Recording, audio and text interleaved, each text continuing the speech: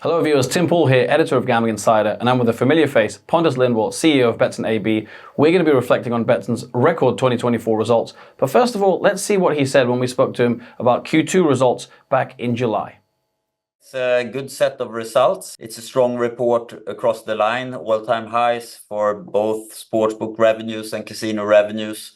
Strong performance in our larger regions that we work in. The comparables that we compare to, which is second quarter last year, was a record quarter at that time and very strong and a good quarter. So I'm very happy with delivering these results here as a comparison.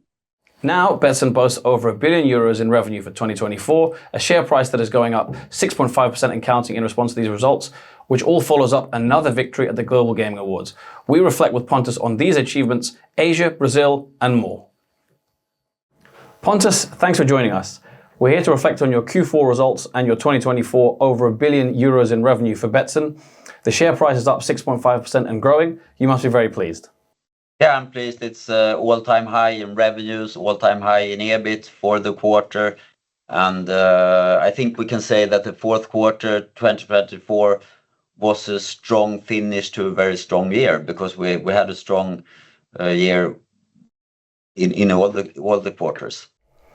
Social responsibility was mentioned in Betsson's full year report, and obviously Betsson won Social Responsibility of the Year at the Global Gaming Awards EMEA in Barcelona recently. I wanted to ask if you're showing the industry how to do social responsibility right while remaining profitable at the same time. Yeah, I hope we try to do the best we can in that area. There are many competitors who are also very, ambitious in that area. And I think, we in the top of this industry, we will have to prove that we are able to be profitable and working with responsibility at the same time. And I think even that, acting responsibly would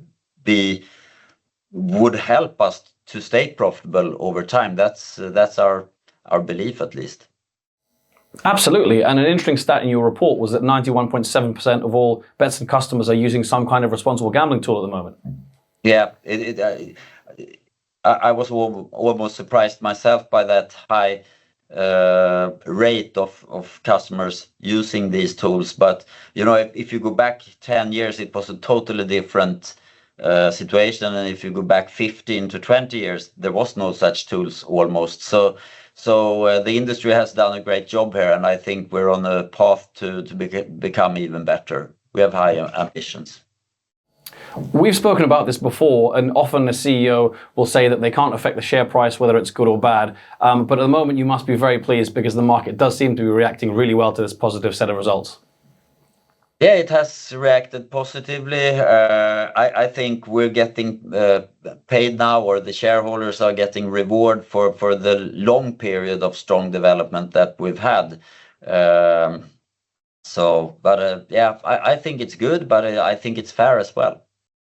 Latin America has obviously been a source of growth for Betsson for a number of years. Now that Brazil has regulated the sports betting and iGaming market with new players in the market and new competition, how do you see Brazil from the Betsson perspective in 2025 and beyond? Yeah, obviously Brazil attracts a lot of attention from this industry as of right now.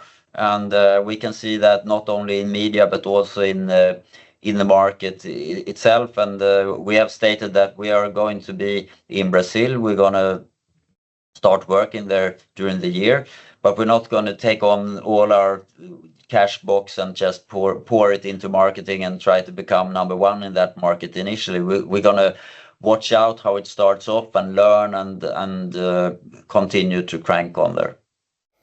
Something else mentioned during your report was geographical expansion. Betsson always has ambitions to get into new markets. Can you tell us specifically about what Betsson is doing at the moment and any future plans within the Asian region? Yeah, I think we can say that, if LATAM is a little bit, behind Europe on the timeline of regulation, then I think you can say for sure that Asia is even more so behind LATAM. So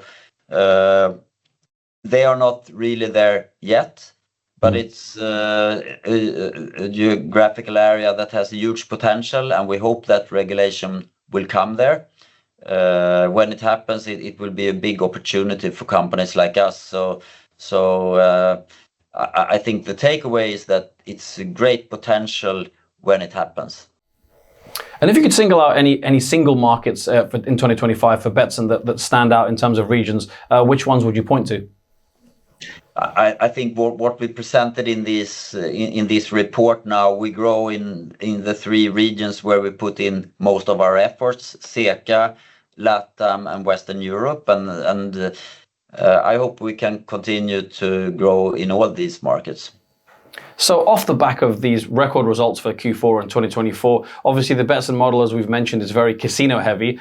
Does that essentially say to the industry that basing your business model predominantly around casino revenue over sports revenue is the way to go? I don't know. I think you can be successful with many product mixes and many geographical mixes. One thing which I think serves us well is the diversity of markets that we have.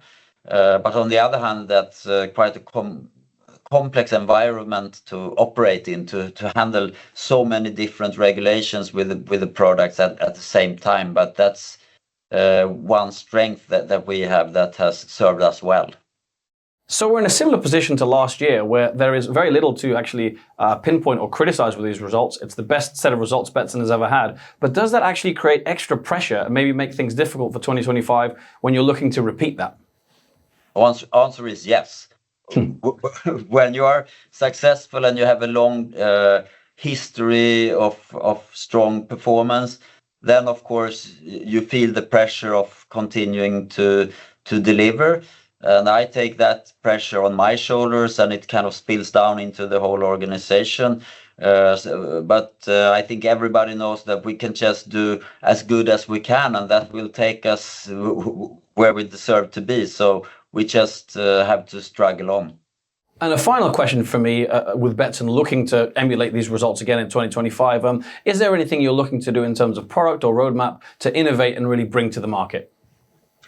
We're not going to change our strategy. We're going to continue as we are with, to have a diverse market approach, keep on adding on M&A onto our organic growth.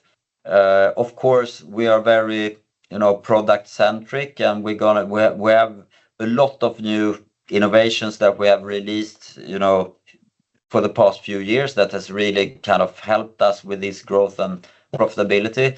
And we're going to continue with that. So we have a lot in the pipeline, new functionality, new products, and it's a lot of things we want to do there. And I'm sure we're going to pop out new functionality going forward.